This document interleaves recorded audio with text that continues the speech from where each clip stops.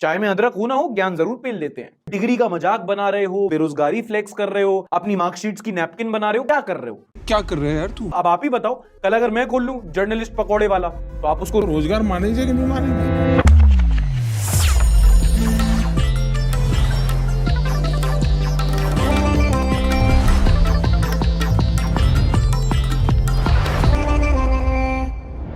नमस्कार, आदाब and welcome.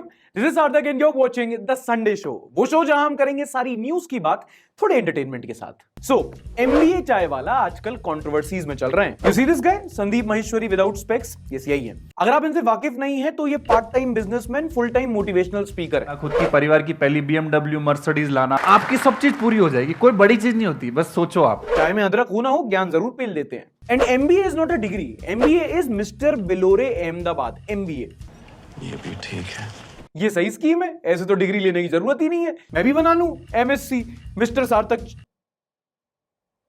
नहीं, अपना वैसे भी ठीक ही चल रहा है। अब मसला ये हुआ है कि इनकी कंपनी एमबीए चाय वाला, उसके जो फ्रेंचाइजी ओनर्स हैं, उन्होंने इनके खिलाफ पुलिस कंप्लेंट फाइल करना शुरू कर दी है और ये आरोप लगाए हैं कि भाई आउटलेट में प्रॉफिट बिल्कुल नहीं हो रहा है। और इन्होंने पहले जब फ्रेंचाइजी दी थी तब तो इन्होंने बड़े बड़े वादे किए थे, डींगे हाँकी थी, लेकिन अब जब बिल्कुल भी प्रॉफिट नहीं हो रहा है तो इनका अता पता नहीं है। 10-10 लाख रुपए में फ्रेंचाइजी बेची और एक चाय की दुकान को खोलने के लिए उसने कम से कम इनमें 30-30 लाख रुपए लगवा दिए। इन लोगों ने ठगी का काम करा है। जब इनने फ्रेंचाइजी दी थी, बोला था कि हम आपके यहाँ आएंगे, हम चलाएंगे, 10,000 रुपए का गल्ला रहेगा, 600 रुपए का गल्ला हो रहा है। किसी ने ब्याज पे पैसे लिए।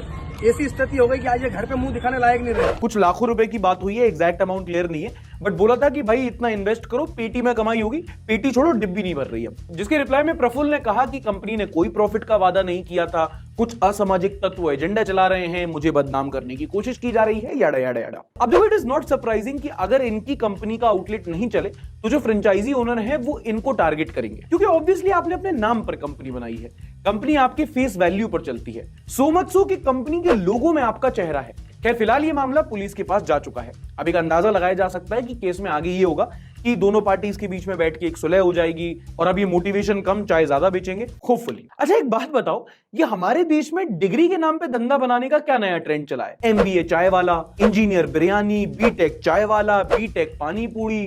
कभी कभी कंफ्यूज हो जाते हैं कि धंधा है या नई स्ट्रीम है। मतलब करना क्या चाहते हो बता दो एक बार। डिग्री का मजाक बना रहे हो, बेरोजगारी फ्लेक्स कर रहे हो, अपनी मार्कशीट्स की नैपकिन बना रहे हो, क्या कर रहे हो? क्या कर रहे हैं यार तू? अब आप ही बताओ, कल अगर मैं खोल लूं जर्नलिस्ट पकौड़े वाला, तो आप उसको रोजगार मानेंगे कि नहीं मानेंगे? अगली कंट्रोवर्सी है इंटरनेशनल। मसला थोड़ा छोटा सा है, बट क्योंकि इसमें यूएस के फॉर्मर प्रेसिडेंट इन्वॉल्व है, जान लेते हैं। यूनाइटेड स्टेट्स के फॉर्मर प्रेसिडेंट डोनाल्ड ट्रंप एक पॉर्न स्टार के केस में इंडाइट कर दिए गए हैं। इंडाइट कर दिए गए हैं इन द सेंस कि दोषी पाए गए हैं। अच्छा, डोनाल्ड ट्रंप तो आपको याद ही होगा ना। मोदी जी, याद दिलाना इनको जरा। Mister Donald Trump.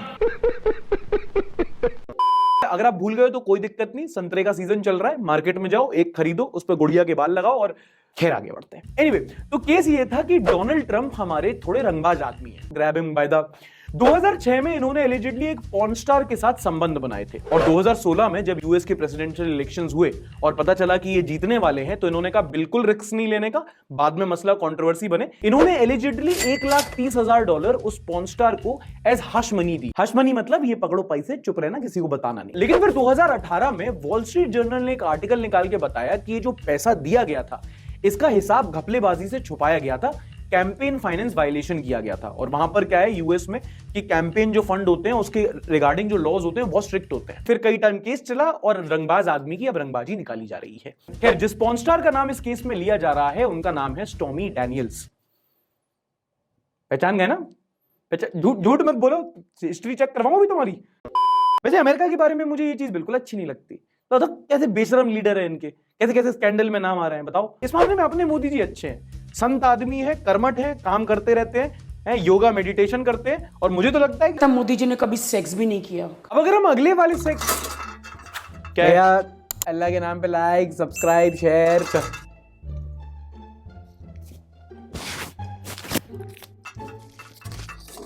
Like subscribe share, चलो इसका तो चलता रहेगा, मुझे पता है बढ़िया इंसान है, भले इंसान है, आपने लाइक सब्सक्राइब कर दिया होगा। हम बढ़ते हैं इस हफ्ते की न्यूज की तरफ। सबसे पहली news which almost feels like deja vu, इस कोरोना वायरस वापस आ चुका है।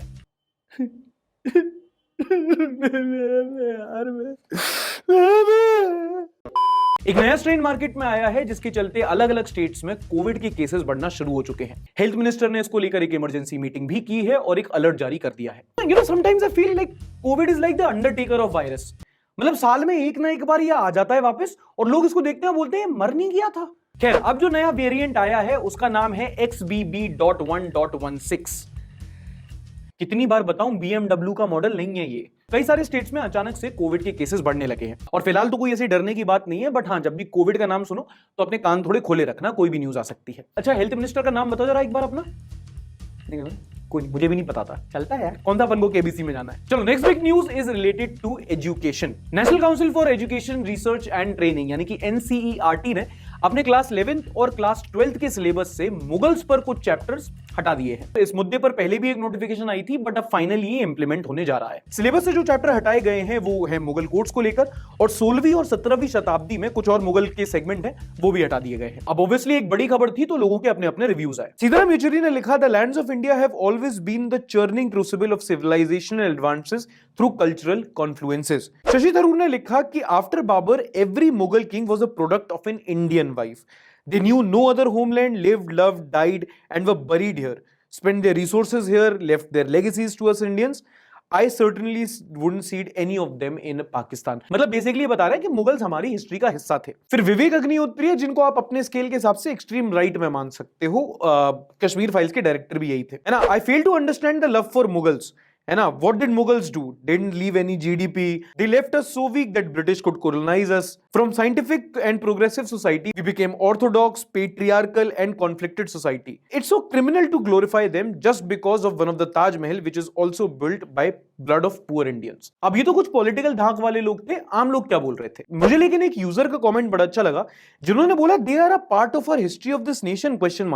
If you want, you can also include the injustice done by them in the syllabus, but removing them just doesn't make sense at all. अगर आपको अपना perspective है तो बता दो, बट उसको इरेज मत करो। अब देखो, कई लोगों के कई सारे कमेंट रहे, कहते हैं ना कि कुछ तो लोग कहेंगे लोगों को तो काम है ट्वीट करना, लेकिन जिनका कमेंट मैटर करता है वो है DTU यानी कि डेमोक्रेटिक टीचर्स फ्रंट, कि भाई टीचर्स का क्या कहना है, अगर सिलेबस में कुछ चेंज हुआ है तो देश के अध्यापक क्या कह रहे हैं। और उन्होंने इस मूव को सही नहीं बताया है। उन्होंने NCERT ने क्लेम किया था कि इससे बच्चों के जो सिलेबस है उसका बोझ कम होगा, तो टीचर्स एसोसिएशन ने कहा कि ऐसा तो कुछ खास नहीं होगा, बट हाँ, आप सिलेबस से ऐसे रैंडमली की पार्ट्स नहीं हटा सकते। They said, and I quote, this approach would eliminate any possibility of India emerging as a center of science and technology. If WhatsApp University is given a free hand to have it say in schools, colleges and university in the same way, it will seriously affect Indian democracy. अच्छा, ये पूरा जो मसला है ना Mughals को लेकर, ये काफी कॉम्प्लिकेटेड और काफी कंट्रोवर्शियल हो चुका है वो हमारे देश में। आपको YouTube पर कई सारी वीडियोस मिल जाएंगी जहां लोग अपने अपने व्यू पॉइंट रख रहे हैं। मतलब बाबर की हाइट से लेकर औरंगजेब के स्पर्म काउंट तक सबके पास कुछ ना कुछ एक्सक्लूसिव है। I will tell you the political side of it. अगर आप शो रेगुलरली फॉलो करते हैं तो मैं आपको पहले भी बता चुका हूं कि जो मुगल्स का मुद्दा है, it is a battle of ideologies between the BJP and the Congress. जहां कांग्रेस ने ओवर टाइम बताया है कि Mughals are a part of the history, मतलब हम लोग स्कूल में चैप्टर ही हुआ करता था द ग्रेट मुगल्स। वहीं बीजेपी का ये फंडामेंटल मतभेद ये है कि ये कोई ग्रेट नहीं थे, ये इन्वेडर्स थे। ये हमारी हिस्ट्री बनाने का काम नहीं किया, इन्होंने मिटाने का काम किया है। Basically they are not very proud of the Mughal heritage. और आप कोई भी बीजेपी लीडर या फिर राइट विंग लीडर की आप स्पीच सुन लो, इंटरव्यू देख लो, आपको वो यही झुंझुना बजाते दिखेंगे। खैर, जो आपको समझना था समझा दिया, इसके आगे मुझे नहीं पता। मैं तो इतना एजुकेटेड हूं, मुझसे 8th क्लास में ना हिस्ट्री के एग्जाम में पूछा था अकबर के बारे में, मैंने जश्न बहारा के लिरिक्स लिखे थे। हाल ही में टाइम मैगजीन ने निकाली दुनिया के सबसे फेमस लोगों की लिस्ट, और हालांकि काफी सारे नाम हैं, बट टॉप 5 के नाम हम भी बता दिए, जिसमें हमारे SRK भैया को पहला स्थान मिला है। लिस्ट में ईरान में प्रोटेस्ट कर रही महिलाओं का दूसरा नंबर है। प्रिंस हैरी, मेगन मार्कल टॉप 5 में है। वर्ल्ड कप जीत के बाद फुटबॉलर लियोनेल मेसी का भी नाम शामिल है। पूरी लिस्ट अभी आना बाकी है, बट फिलहाल के लिए तो हमारा लौंडा टॉप पर है। और वहां KKR भी जीत रही है। इनके तो अच्छे दिन आ गए। एक गुड न्यूज बताता हूं आपको जो आई यूनाइटेड नेशंस से। हमारे देश के external affairs minister S Jaishankar ने बताया कि ऑलमोस्ट 20 साल बाद India got elected to the statistical commission of the United Nations. Simple बताऊं तो UN की एक कमीशन है जो नारकोटिक्स, ड्रग्स, HIV/AIDS प्रोग्राम्स इन सब पर काम करती है, और इस कमीशन में इंडिया अब अगले 4 साल के लिए मेंबर बन चुका है। एंड मजे की बात यह है कि साउथ एशिया रीजन में अपन चाइना से पहले इलेक्ट हुए हैं। एशिया पैसिफिक से 2 सीट्स थी जिनके लिए UAE, इंडिया, साउथ कोरिया और चाइना लड़ रहे थे। इंडिया को 53 में से 46 वोट्स मिले थे, और वहीं दूसरी सीट पर साउथ कोरिया ने चाइना को पछाड़कर बाजी मार ली है। अच्छा, अगली न्यूज है ऑटो सेक्टर से। जहां इन दिनों देश में कार्स की बिक्री बहुत बढ़ गई है। अगर आप ऑटोमोबाइल्स और कार्स में इंटरेस्ट रखते हैं तो ध्यान से सुनना, काफी इनसाइट्स हैं। इस फाइनेंशियल ईयर में देश में सबसे ज्यादा कार्स बिकी हैं। अब हालांकि मार्केट में अभी भी सेमीकंडक्टर की शॉर्टेज चल रही है, बट जितनी भी कार कंपनीज हैं, टाटा, ह्युंडई, मारुति, सबने बताया है कि उनकी सेल्स में बढ़ोतरी हुई है। और सारी कंपनीज, मारुति ने 19%, ह्युंडई ने 21% और टाटा ने 45% की ग्रोथ दर्ज की है। इसमें एक हाईलाइट ये भी रही कि इंडिया में अब हैचबैक जो गाड़ियां होती हैं उनका मार्केट शेयर थोड़ा कम हुआ है और अब पब्लिक जो है वो एसयूवी या कॉम्पैक्ट एसयूवी की तरफ जा रही है। अब कार मार्केट में इस उछाल की मेजरली दो वजह मानी जा रही है। एक तो ये कि कोविड और लॉकडाउन के बाद कई लोगों को जिनको गाड़ी लेना था वो एक साथ गाड़ी लिए तो वहां स्पाइक हुआ, और दूसरा ये कि रिसेंट के टाइम्स में कार मार्केट में काफी अपग्रेडेशन हुए हैं। हर कंपनीज के नए नए मॉडल्स आए और अब ईवी भी आ गया है, तो इनोवेशन बहुत जल्दी हो रहा है, इसीलिए ये ग्रोथ भी जल्दी हो रही है। और अगर ये इंफॉर्मेशन अच्छी लगी हो तो लाइक करना मत भूलना दोस्तों।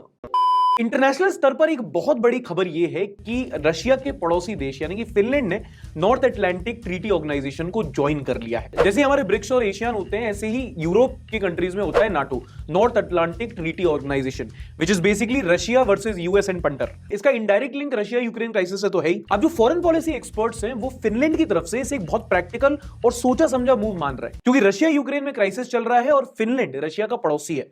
तो जब पड़ोस में हंगामा होता है तो कान तो आपके भी खड़े होते हैं ना। Same logic. किसी ने बड़ा अच्छा मीम बनाया, पुतिन फिनलैंड से कहता है don't join NATO. Why not? Because I am going to protect you. Protect me from what? From what I am going to do to you if you join NATO. चित भी मेरी पट भी मेरी, आगे कुआ पीछे खाई। एंड लास्ट न्यूज फाइनेंस से, कुछ ज्यादा नया नहीं है। इस हफ्ते वर्ल्ड बैंक ने इंडिया की जीडीपी ग्रोथ रेट को 6.3% यानी कि 6.3% रखा है। और भी कई चीज बोली है, जैसे कि ग्लोबल स्लो डाउन है, India is one of the fastest growing economy. कुछ नया बताओ यार, कुछ सरप्राइजिंग करो। जैसे कि रात को 8 बजे स्पीच दो कि आज रात 12 बजे से सारी करेंसीज लीगल टेंडर नहीं रहेंगे। अरे यार, मरना तेरे को डर नहीं लगता? तो जैसे कि आप जानते हैं कि आजकल आईपीएल सीजन चल रहा है, तो मैंने भी सोचा कि एक टेम्पररी सेगमेंट बनाया जाए और आपको आईपीएल की हाइलाइट्स बताई जाए वाटे।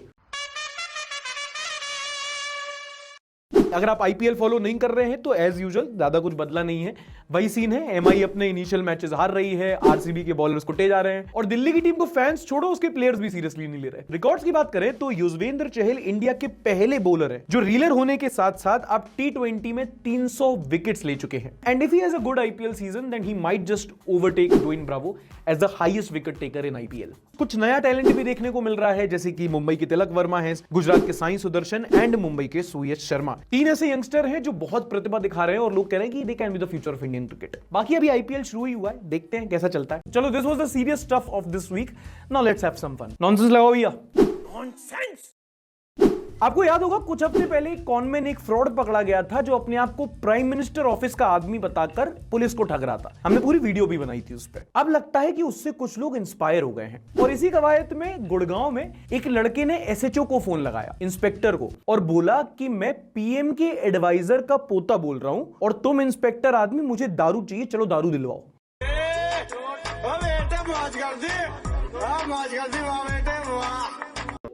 और ऐसे रैंडमली नहीं, भाई ने फुल प्रूफ प्लानिंग की थी। ट्रू कॉलर पे मोदी जी की फोटो लगाई थी और लिखा था ऑफिस।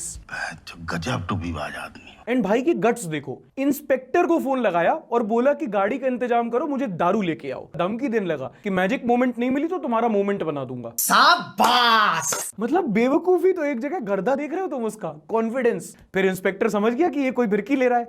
उन्होंने कहा ठीक है सर, आप आइए, खातिरदारी करते हैं। फिर खूब खातिरदारी हुई इनकी।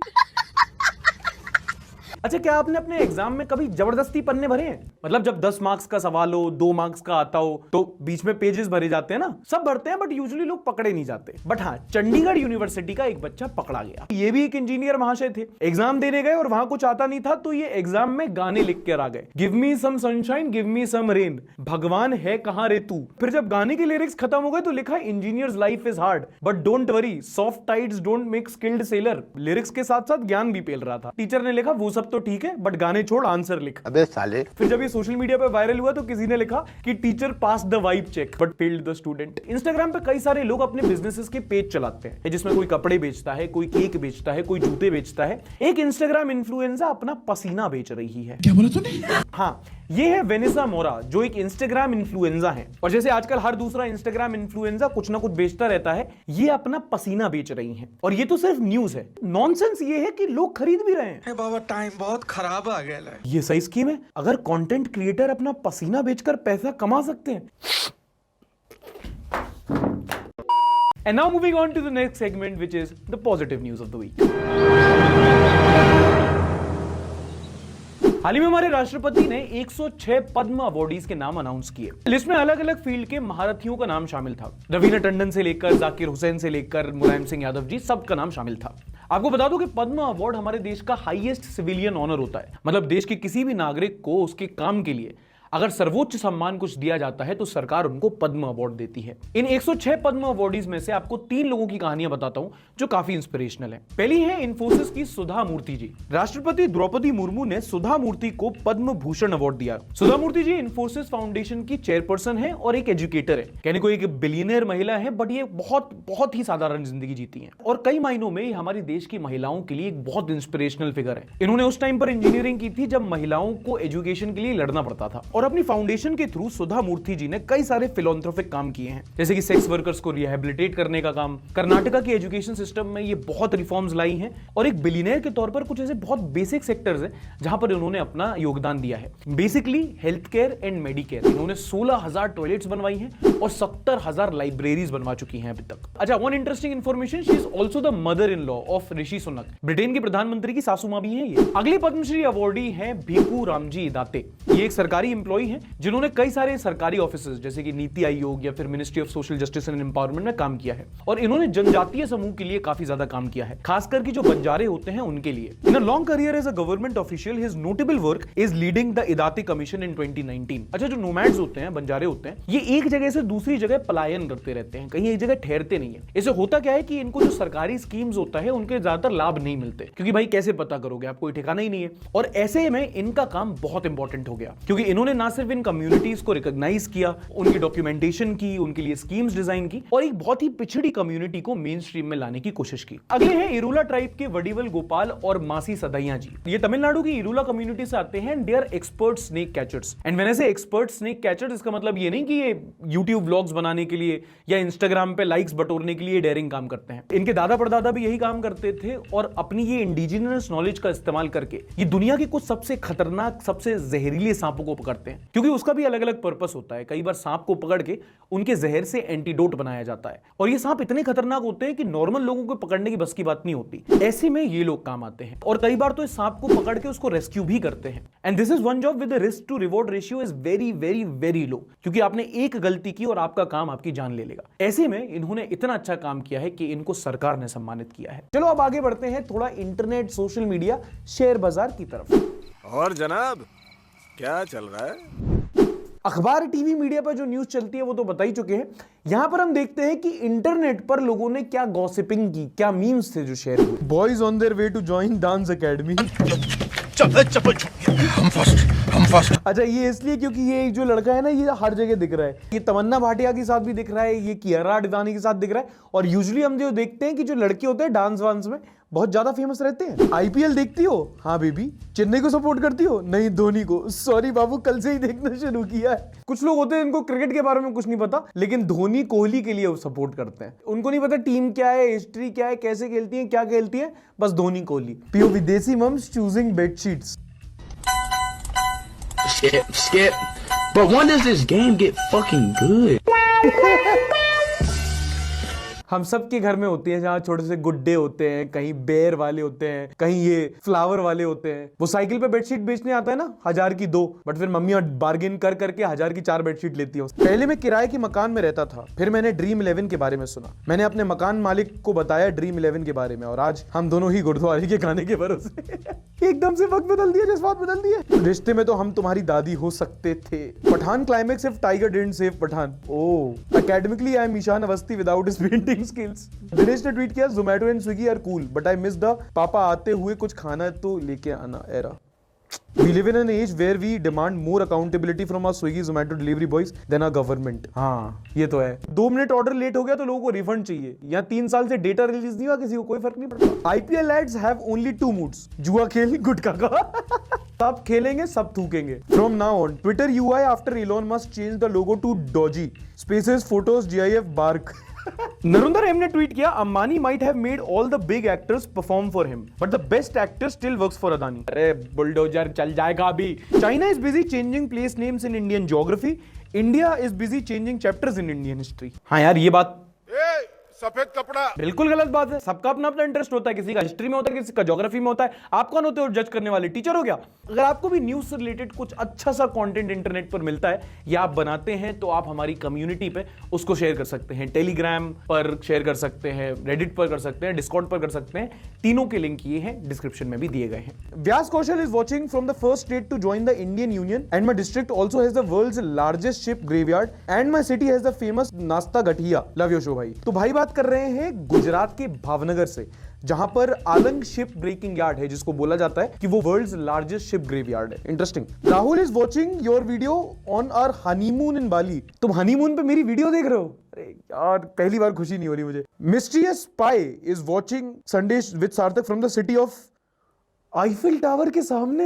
यहां मैं ताजमहल नहीं जा पा रहा, तुम मुझे आईफिल टावर ले गए भाई। चरण कहां है तुम्हारे? अगर आप भी ऐसे ही शो में फीचर होना चाहें तो शो देखते हुए अपनी एक सेल्फी लीजिए, उसे इंस्टाग्राम पर विद हैशटैग संडे सार्थक अपलोड करना और अपनी सिटी की कोई एक हिंट देना जो हम गेस करने की कोशिश करेंगे। चलो अब आते हैं अपने अगले segment which is the recommendation of the week. काफी इरेगुलर सेगमेंट है क्योंकि हर हफ्ते कुछ पढ़ता लिखता नहीं हूं उतना रेगुलरली, तो उतना रिकमेंड नहीं कर पाता हूं। बट हाँ, इस हफ्ते मैंने एक मूवी देखी जो मेरा माइंड ब्लो कर गई, which was everything everywhere all at once.